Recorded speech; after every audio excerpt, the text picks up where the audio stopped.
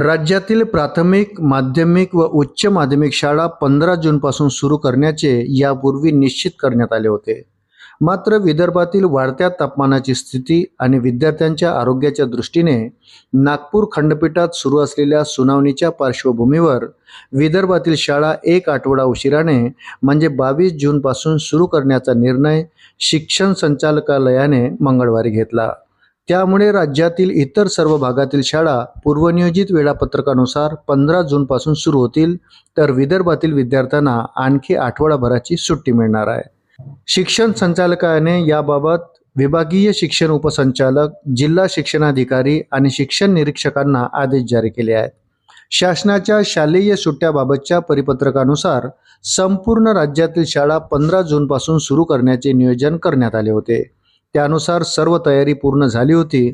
मात्र विदर्भातील तापमान अद्यापही उच्च पातळीवर असल्याने विद्यार्थ्याच्या आरोग्याची काळजी घेण्याची मागणी विविध स्तरातून करण्यात आली होती.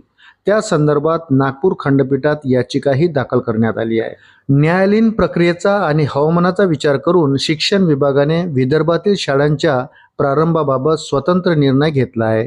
त्यानुसार विदर्भ विभागातील सर्व प्राथमिक, माध्यमिक आणि उच्च माध्यमिक शाळा सोमवार 22 जूनपासून सुरू होतील. तसेच 22 जून ते 30 जून या कालावधीत विद्यार्थ्यांना उष्णतेचा त्रास होऊ नये म्हणून शाळा सकाळच्या सत्रात भरवण्याचे निर्देश देण्यात आले आहेत. त्यानंतर 1 जुलैपासून शाळा नियमित वेळेनुसार सुरू राहतील. दरम्यान राज्यातील उर्वरित भागामध्ये शैक्षणिक वर्षाची सुरुवात नियोजित वेळापत्रकानुसार 15 जूनपासूनच होणार असल्याचे शिक्षण संचालकालयाने स्पष्ट केले आहे.